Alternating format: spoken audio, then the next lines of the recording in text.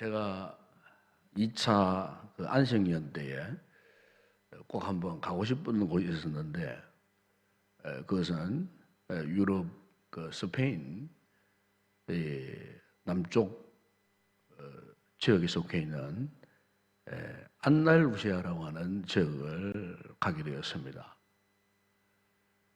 그 안달루시아라는 그 지역을 가게 되었는데, 그 도시는 이 지중해와 그리고 대서양 사이에 접해 있는 너무너무 참 아름다운 그런 바닷가의 도시였습니다.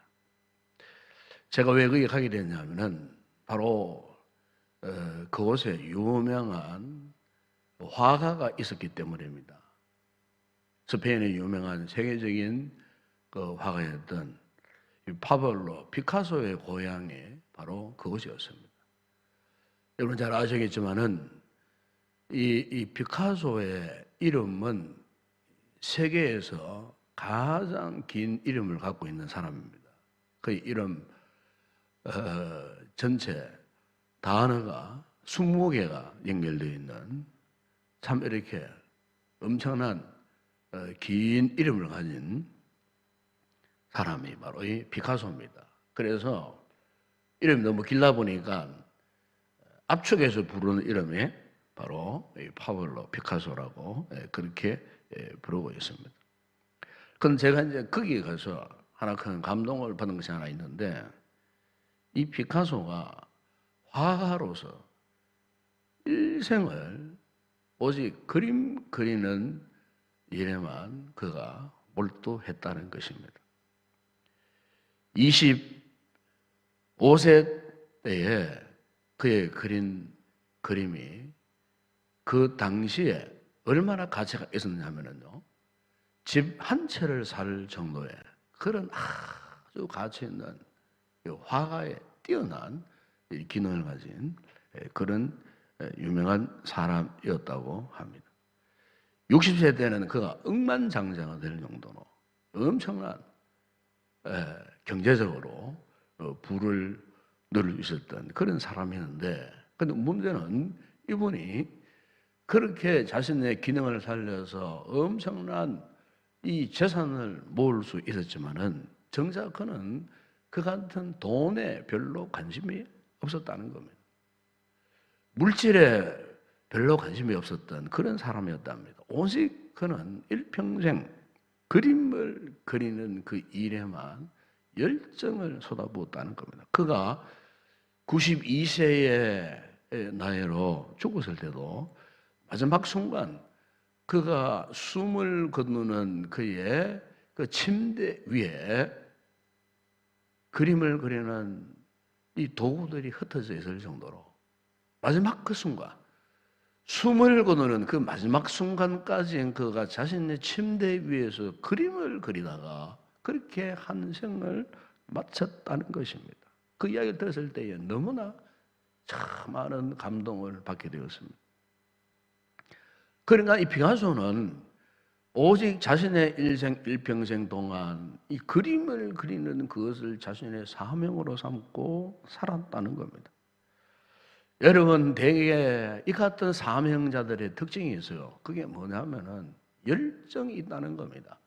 자기 일에, 그 일에 깊은 관심을 가지고 열정을 가지고 있다는 겁니다. 오늘 우리가 과연 나는 사명자인가 아닌가 하는 것을 가늠할 수 있는 그 척도가 있다면은 그것은 바로 지금 나에게 내가 하고자 하는 그 일에 열정이 있는가 없는가, 이것을 판단하면은 그 사람은 사명자다 아니다 그렇게 분명히 분별할 수가 있다는 겁니다. 여러분, 우리 사명자에게는 열정과 함께 또 하나가 있어요. 그게 뭐냐면은 부담감이 옵니다. 부담감. 이 부담감을 우리 신앙적인 용어로 표현하면 십자가입니다. 십자가. 십자가를 져야 하는 그 부담감. 사명자에게는 열정과 함께 십자가를 져야만 한다고 하는 그 부담감이 있어요. 그 부담감 때문에 때로는 너무나 안타까워할 수 있고, 그 부담감 때문에 때로는 잠이 오지 않을 때도 있고, 그 부담감을 내가 감당해야 되겠다고 하는 이런 관심이 항상 그곳에 있다는 겁니다. 그런데 사명이 없는 사람은 부담감이 없어요. 너무너무 한가해요. 항상 쉬운 일만 하려고 해요. 그 사람에게는 사명이 없는 거예요. 사명이 없으면 아무리 힘들고 어려워도 그 일을 감당하고 원하는 열정이 있는 거예요. 작년 우리가 3월 달에 이 대구 경북권에 한참 코로나가 급작스럽게 창궐할 때에 전국에 있는 그 간호사분들, 의료진들, 전국에 있는 소방대원들, 그리고 자원봉사자들 뭐 등등 온갖 정말 참 이 코로나 창궐로 인하여 고통당하는 이 대구 경북 지역, 특히 대구 지역 사람들을 위해서 전국에서 뭐 수만 명이 몰려왔다 그래요. 수만 명이 몰려와가지고 이런 모양 저런 모양으로 섬기고 돕고 헌신했던 이런 분들. 왜 그랬을까요? 한마디로 말하면은 사명감을 가지고 달려온 거예요. 사명감을 가지고. 네. 여러분, 이 강물도 계속 그새 흐르는 강물은 얼리지 않는다 그러잖아요. 만약 여러분 배가 이렇게 추진하다가 갑자기 이 급류를 만나가지고 엔진이 꺼졌다 했을 때 그 배가 어떻게 되겠습니까? 그 배가 좌초할 수밖에 없죠. 오늘 우리 성도들이 하나님 앞에 이 새해에 이 둘째 주일 새벽을 맞이했는데 우리가 다시 한번 돌아볼 것은 뭐냐면은 우리가 이 한 해 동안 하나님이 우리 각자에게 맡겨주신 이 사명의 엔진을 꺼트리지 말자 하는 겁니다. 이 사명의 엔진을 연초부터 연말까지 계속해서 이 엔진을 힘있게 기동시키고 힘있게 돌아갈 수 있도록 오늘 우리 영적 삶에 있어서 영적 엔진이 꺼지지 않도록 맡은 일, 맡은 그 일에 대해서 우리가 열정을 품고 끝까지 십자가를 지고 하나님 앞에 이 사명을 감당하는 이런 복된 성도들이 되었으면 참 좋겠습니다. 이번 이렇게 비대면 예배 기간에 또 새벽마다 주일 예배 때마다 참 헌신하는 분들이 있어요. 바로 우리 반주자들입니다. 오늘 새벽에도 우리 박현준 사님이 반주를 하고 계시고 또 주일 예배는 또 우리 윤지 집사님, 또 우리 정다람 자매, 또 우리 김성순 자매 이렇게 시간마다 나와가지고 이 반주를 헌신하시는데 사실 부탁하면은 이렇게 순종해서 나오는 것 자체가 뭐예요? 사명이니까 순종하면 나오는 거 아니겠어요? 오늘 우리 새해 한 해 동안 우리 성도들이 비록 우리가 아직까지 우리가 온전한 예배를 드리지 못하고 있지만은 이 한 해 목사는 목사로서 또 우리 장모님들은 장모님들로서 우리 집사님들 그리고 우리 서리 집사님들, 세일리더, 찬양대원들, 교사는 교사들로서 우리가 맡은 이 자리에 대해서 흔들리지 말고 나태하지 말고 무관심으로 그렇게 있지 마시고 정말 우리 하나님 앞에 기도하면서 뜨거운 열정을 회복해서 어쨌든 이제 우리가 이 대면 예배로 전환하게 되면은 이전에 아무 일 없었던 것처럼 코로나 이전의 모습처럼 정말 우리가 열심을 품고 뜨거운 열정을 가지고 우리가 맡은 자리에서 예배하며 기도하며 섬김을 다해야 할 줄로 믿습니다. 이 같은 삶을 통해서 하나님께서는 영광을 받으신다는 거예요. 오늘 본문에 오시면 예수님께서 하늘에 계신 하나님 아버지께 기도하시는 장면인데 주님의 이 기도하시는 이 모습 가운데 계속해서 고백적으로 반복적으로 하시는 말씀이 있어요. 그게 뭐냐면 여러분 오늘 읽었던 1절에도 보게 되면 그게 1절 하반절에 뭐라고 고백합니까? 아들을 영화롭게 하사. 그래서 영화롭게 하사.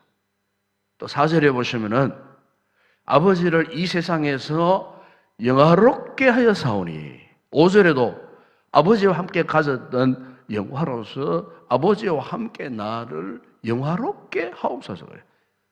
이 짧은 이 본문이지만은 우리 주님께서 하나님 아버지 앞에 기도하시면서 5번이나 계속해서 반복적으로 고백하시는 말씀이 뭐냐면은 하나님 나를 영화롭게 하옵소서. 이 말은 무슨 말이냐? 하나님 나를 통해서 하나님 아버지께서 영광을 받아 주옵소서. 영광을 받아 주옵소서. 그러니까 우리 주님은 자신이 왜 이 땅에 오셨는가? 하나님 아버지께서 왜 예수님을 이 땅에 보내주셨는가? 주님은 자신이 무엇을 해야 할지를 분명히 알고 계셨다는 겁니다. 즉 자신의 사명이 무엇인지를 분명히 알고 계셨다는 겁니다. 이 자신의 사명은 십자가를 져야 할 사명임을 그분은 알고 계셨다는 겁니다.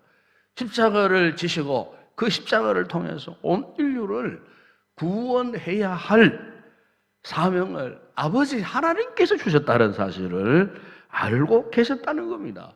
그 사명을 감당할 때에 하늘에 계신 하나님 아버지께서 영광을 받았을 것이고 나는 그분에게 영광을 돌리는 인생을 살 것이다 하는 이 고백.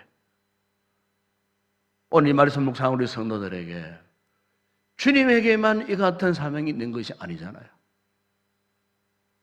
오늘 가정에서 자녀들과 함께 새벽 예배를 드리고 있는 우리 모든 성도들에게도 우리의 일생을 살아가는 동안에 오직 하나님의 영광을 위하여 살아야 할 그 사명이 있다는 사실을 우리가 이 아침에 다시 한번 꼭 기억했으면 좋겠습니다.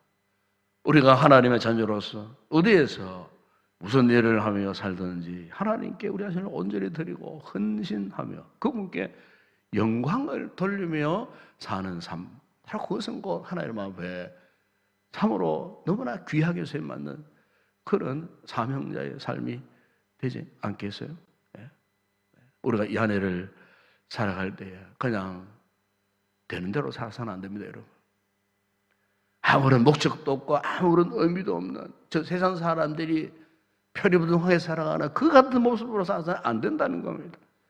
우리에게는 분명한 목적이 있어요. 즉 사명이 있다 그 말이에요. 그래서 이런 걸 보면 4절에 주님 고백하지 않습니까? 아버지께서 내게 하라고 주신 이 일을 내가 이루어 그랬습니다. 주님도 하나님이 그분에게 맡겨주신 그 일을 이룬다고 그렇게 말씀했습니다. 우리 또한 마찬가지입니다. 이 귀한 영혼들 우리가 구원받았는데 우리가 그냥 주님 앞에 구원받았겠어요? 주님이 우리를 구원해 주신 것은 우리가 뭐 잘나서 된 것이 아니에요.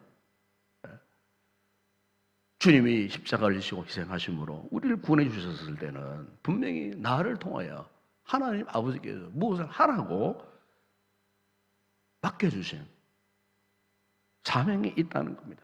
이 사명을 감당해야 할 줄로 믿습니다.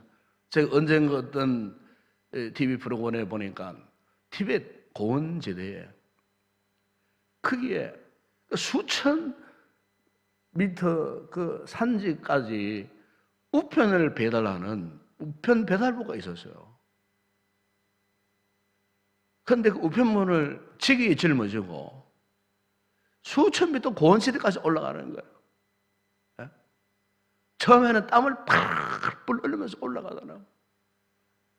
나중에는 눈보라가 막 치는데 그 눈발을 헤치고 그 산지 고원지대까지 가가지고 거기에 우편물을 전달하기 위해서 생명 걸고 올라가는데 거기 올라가가지고 너무나 고생하고 올라간 그 우편 배달부에게 그 상간 산지족들이 거기에 대접하는 건 달랑 산양젓 그냥 한 컵 정도 그걸 마시고 다시 내려가는 거예요. 반대로 대만 어느 지역에 우편 배달부가 있었는데 연말이라 가지고 우편물이 많다 보니까 이 우편 배달부가 우편물을 전달하기 힘드니까 도중에 가다가 한 3분의 1쯤 그냥 우편물을 그냥 버려버렸어요. 이게 이제 탄로가 난 거예요. 그래서 그때에 참 사회적으로 사건이 인물이 중심이 되었던 그 뉴스가 해외 토픽에서 나와 있던 것을 제가 보게 되었습니다. 여러분, 이 두 사람이 같은 우편 배달부였지만은 참 극과 극의 모습 아니겠어요? 한 사람은 생명 걸고 그 높은 고온 세대까지 가가지고 그 우편물을 전달하고 내려오는 사람이 있는가 하면은 평지에 편안한 도시 한 번에 그 일을 하면서도 그것이 귀찮아가지고 일부를 버려버리는 그 같은 우편 배달부를 비교해 보게 되면은 여러분 과연 어느 쪽이 진정 사명자가 될 수가 있겠어요. 하나님, 오늘 우리 한 해 살아갈 때 우리 성도들이 우리에게는 맡겨진 그런 직임들이 다 있습니다. 사명들이 다 있습니다. 여러분, 우리가 한 해 동안에 우리가 우리의 사명에 대한 열정을 품고 하나님 나에게 맡겨주신 이 일을 우리가 잘 감당하는 그런 복된 성도들이 되었으면 좋겠습니다. 베드로 사도는 베드로 4장 10절에서 이런 말씀을 했습니다. 각각 은사를 받은 대로 하나님의 여러 가지 은혜를 맡은 선한 청지기같이 스스로 봉사하라 그랬습니다. 여러분, 그렇습니다. 사명자는 어떠한 일을 하든지 하나님이 나에게 일을 맡겨주셨으니 내가 청지기로서 잘 관리자로서 정말 하나님 앞에 이 사명을 잘 감당해야 한다는 겁니다. 예수님께서도 하나님께서 맡겨주신 이 일에 대해서 마지막 순간 십자가를 지고 죽으시기까지 이 복종하셨다. 그 하나님 아버지의 그 뜻에 복종했듯이 오늘 우리 이 아침에 새벽에 일어나 예배드리는 우리 모든 성도들에게도 이 한 해 동안 정말 우리가 하나님을 영광롭게 하는 그런 복된 아름다운 삶을 살았으면 참 좋겠습니다. 공주에 가면은 유명한 초동교회라는 교회가 있어요. 근데 그 교회 출신 가운데에 우리 한국 교회 지금도 참 감동을 주는 장로님 한 분이 계세요. 그 장로님이 누구냐면은 박동진 장로님입니다. 박동진 장로님. 이 박동진 장로님은 우리나라 최고의 이 국왕인 가운데 한 분입니다. 이분이 이제 예수 믿기 전에 언젠가 한 번은 기독교 방송국에서 이런 부탁을 했답니다. 성탄절을 앞두고 그 예수님의 그 생애를 한번 판소리로 한번 불러 달라는 그런 부탁을 했어요. 그때는 예수를 참 믿지 않는 그런 분이었어요. 그래서 이제 판소리로 불러달라고 하니까 선뜻 이제 응한 거예요. 근데 이분이 이제 판소리를 부르려고 하면은 이 성경을 읽어야 되잖아요. 그래서 복음서를 이렇게 쫙 읽고 또 읽고 이런 가운데 갑자기 그의 마음에 성령의 감동이 일어나서요. 가슴이 뜨거워지다는 겁니다. 자신은 그냥 예술인으로서 판소리를 부르려고 그냥 성경을 그냥 알아야 하겠기에 성경을 읽다가 그 말씀에 큰 감동을 받고 예수님의 그 복음서에서 말씀하는 그 말씀에 큰 감동을 받고 그 은혜를 받은 거예요. 성령으로 거듭나는 그런 놀라운 은혜가 일어났던 거예요. 그래서 그가 그 판소리를 준비하다가 그 예수님의 생애를 판소리를 준비하다가 그가 성령으로 거듭나는 그런 역사를 체험하고 그때부터 그의 별명이 뭐냐? 예수 소리꾼으로 그 명성을 떨치고 성경에 나오는 그 모든 이야기들을 예수님의 그 행적들을 판소리로 노래하고 판소리로 복음을 전하고 일평생도록 그분이 87세로 세상을 떠나기까지 마지막까지 했던 그 일이 뭐냐면은 바로 판소리로 예수의 복음을 전했던. 그래서 그의 별명이 예수 소리꾼으로 이름을 남겼던 훌륭한 장로님이 계시는 겁니다. 무엇입니까? 하나님께서 그에게 자신이 가지고 있는 판소리로 복음을 전하라 하시는 사명을 그에게 주셨다는 겁니다. 그렇습니다. 한 해 동안 우리가 살아갈 때에 맡겨진 이 사명 가운데 정말 중요한 사명이 뭐겠습니까?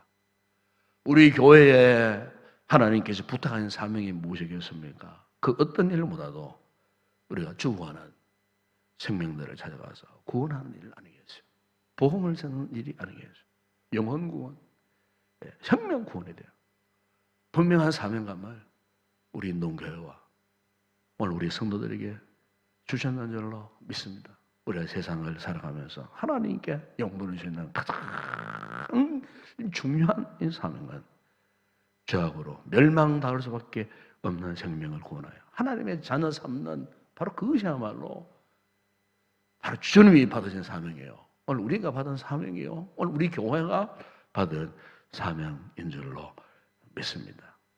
바라기는 2021년도 한 해 동안 여러 가지 아직까지 영적 상황이 좋지 않고 불편한 상황이고 자유로운 상황이 아니겠지만은 그러나 우리가 우리의 이 사명만큼은 잊어버리지 아니하고 저부터 시작해서 우리 온 성도들이 우리 세일 가족들이 열심을 다해서 새로운 봄날이 찾아오면 우리가 약동, 기동해서 정말 복음을 전하는 위대한 사명을 이 한 해 동안 열심을 다해 감당하는 최선을 다하는 그런 성도들이 되고 이 일을 통해서 하나님 앞에 큰 영광 올려드리는 우리 인동교회가 되었으면 좋겠습니다.